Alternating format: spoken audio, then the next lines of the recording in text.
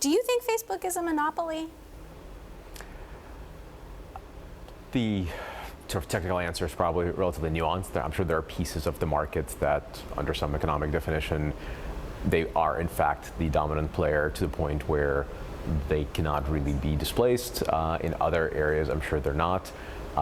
If I were arguing the Facebook side of the argument, say, look at China, zero Facebook there, plenty of their own companies, and I'm not sure that's actually the most relevant question. I think the real question the lawmakers are asking, is it too big? And I think that's the underlying dynamic they're trying to explore. Is it too big? That is a much harder question to answer. I think it is very, very big. It is bigger than most nations. So in that sense, I think they're right. And I think it is hard to say it's too big if you step back and ask, who do they compete with? If you actually compare them to, for example, Chinese companies that they go up against in a world of ad spend,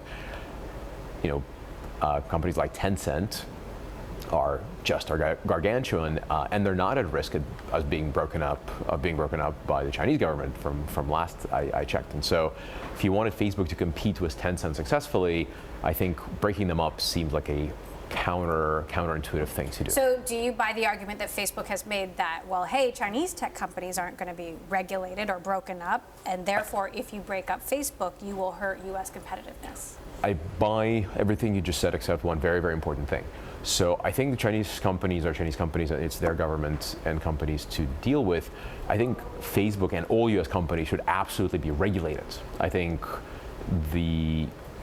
there's a huge difference between being regulated and abiding by the set of laws and regulations and antitrust and all the stuff that the U.S. government has amassed over the last couple hundred years of how to behave in a sane way in a capitalist society with the rule of law. But breaking it up does, in fact, hurt its ability to compete internationally, most importantly. So I think breaking it up is a terrible idea. Regulating it is exactly what the U.S. government should be doing. And they should do a better job, by the way. So as somebody who co-founded PayPal, dealt with money fraud issues in the early day fraud protection on the internet, what do you think of this whole Libra thing? Oh, that's a wonderful, wonderful collection of super interesting questions. So I think I agree with David Marcus from his testimony, where he, I think, very aptly pointed out blockchain technology is inevitable. Like it's been a hammer looking for nails for quite some time. We're now starting to see real applications to the blockchain tech. I'm not speaking of Bitcoin or any one particular cryptocurrency. Just the idea of a public ledger is a very powerful idea. It will get put to good use. I think Libra is a good example of good use. The most obvious application of sort of Libra as a concept brought down to individual level is cross-border payments. You could make some very, very cheap remittances happen if you look at costs being charged by, let's not name them, companies to send money back home from wherever you are. You will see they're making some enormous spreads. There are plenty of startups trying to attack that, like TransferWise, where I'm an investor, for example. They've done a wonderful job in Europe. I think Libra could potentially just massively compress fees in that market, and that would be very good. So I think in general, Libra is a force for good. It's a really interesting experiment. I'm glad they're doing it in a way that isn't just Facebook because of all the headwind that Facebook has experienced with the regulators.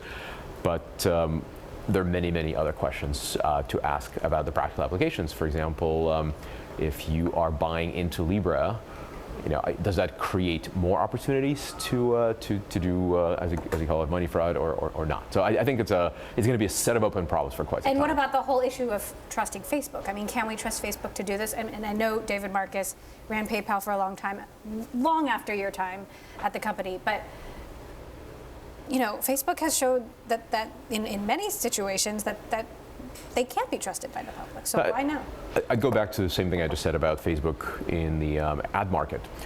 I think it's the job of the U.S. regulators to not trust large companies or any companies. I think their job is to audit, to regulate, and to provide equal treatment under the rule of law for everyone. Libra is a particularly interesting one because it's not just a company, it's Facebook sort of initiating this thing, and there's this giant group of other companies coming together to govern it, so it perhaps is more complicated to regulate. But I think the U.S. government should take an extremely active stance in regulating this thing that Libra is and will be.